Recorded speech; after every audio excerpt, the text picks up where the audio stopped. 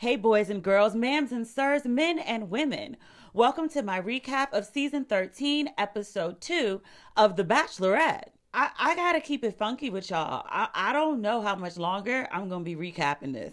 I gave Rachel a try. I want to support the black girl, but this show, it's like an hour too long. They need to.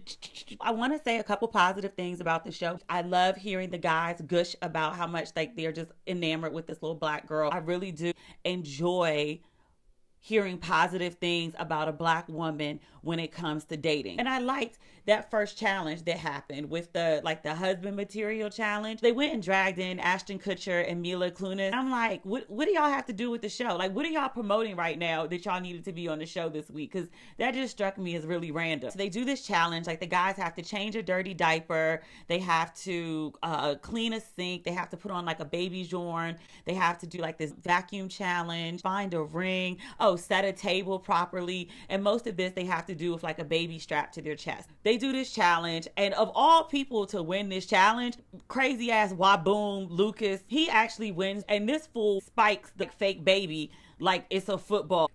Bruh. Because he wins the challenge, he gets some one-on-one time with Rachel, and in one-on-one, he's actually not that bad. He does this little poem for her. They have nice conversation. He's nice and calm. He's not doing that screaming, shaking, convulsing, seizure-looking crap that he does. He's not all bad. That doesn't make him good. That just means he's not 100% crazy.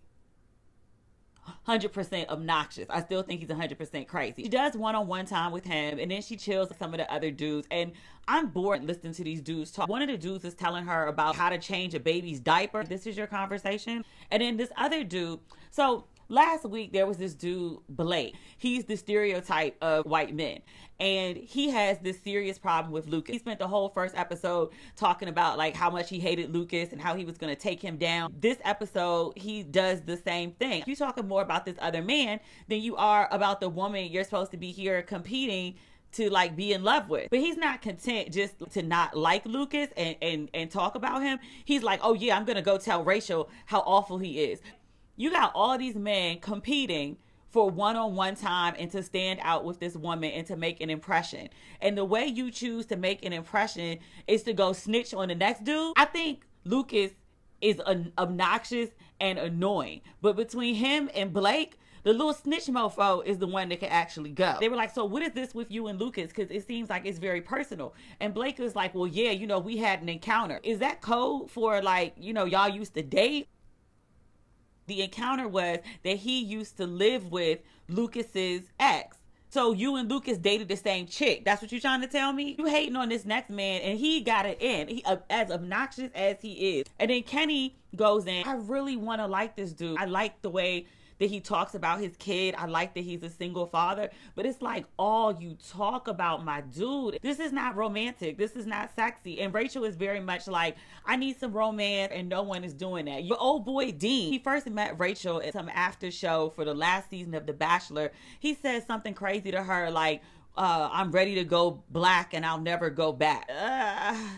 Personally, it rubs me the wrong way. It just seems very fetishizing, but Rachel thought it was cute. She thought it took balls and guts to say it, so she's into him. So out of all the dudes she could give a rose to, she gives one to Dean. So the next day, Rachel has this date with this guy named Peter. And last week, everyone kept talking about Peter. I didn't mention him in the recap because he didn't leave an impression on me. So I paid more attention to him this week. And he's really cute. Like, I actually like him.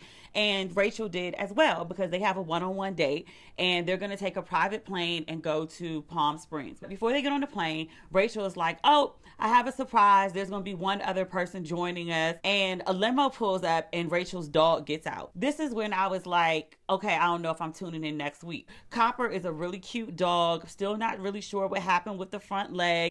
Neither here nor there. The point is that Rachel put a dog in a limousine and this dog is going to go on a date with them. They go on a date to like a dog day party. It's like Doggy Palooza.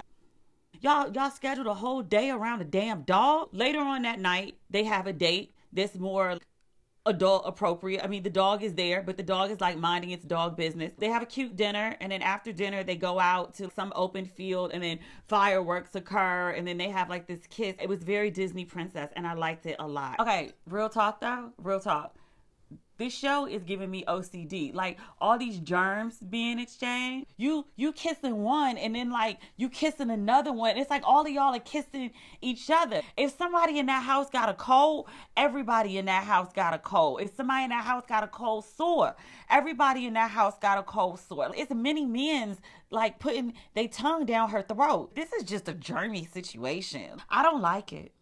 So Rachel gets back to the house, and it's time for the second group date. The second group date is very not as interesting as the first one. They decide that the guys are going to have a basketball game, and Kareem Abdul-Jabbar is going to be there. And like, I like Kareem Abdul-Jabbar. He writes really great editorial. He looks great. He's aging very, very distinguished looking. Most unnecessary cameo like ever. And they're gonna play basketball because it's gonna show the character and integrity of the men as they compete. And I was very, very underwhelmed and undermoved. Rachel is watching it, and she was like, oh, you can see so much integrity. Ma'am, all I see is a bunch of missed shots. After the basketball game, fans are coming up to Rachel. They're, congratulating her on the show.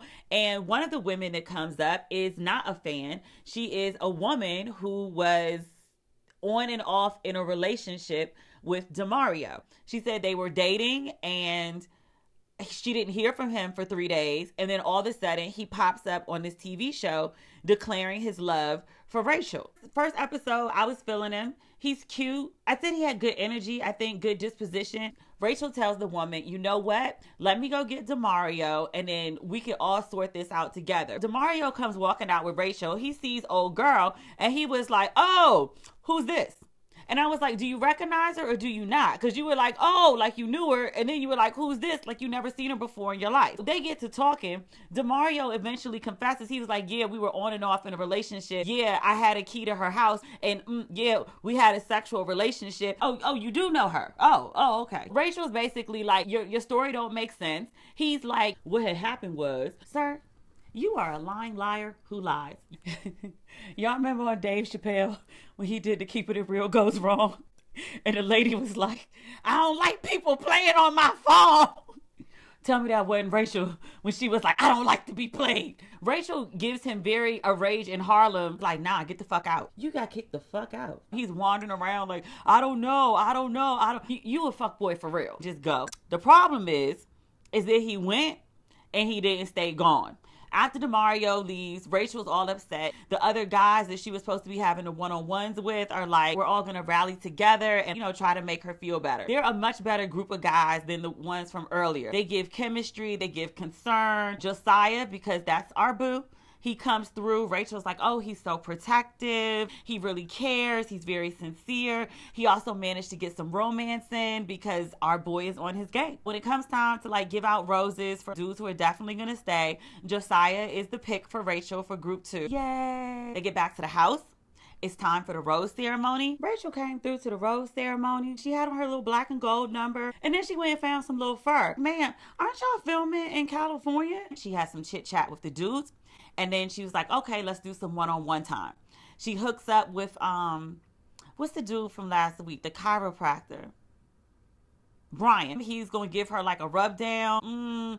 If this wasn't network TV, I know how this ends. I watch xvideos.com. She dates like a couple other guys. Whatever she's doing is interrupted because DeMario, old fool self, has shown up at the gate. What you popping back up for, bruh? What you got to say? I know I lied blatantly to your face, but now I'm coming back to tell you what. They called a host, Chris Harrison. Chris comes out and was like, bruh, like, what's good? And he was like, I want to talk to Rachel. I want to explain myself. The host goes to Rachel. Rachel is like, you know what? My curiosity has gotten the best of me. I actually want to see what this fool has to say. The guys in the house get word that old boy is at the gate. Some of them are fired up and they're like, oh, he did Rachel wrong. We're going to avenge her honor. The whole damn house files out and goes up to the front to see what old boy DeMario wants to say. If she let that fool back in the house, we're definitely done next week.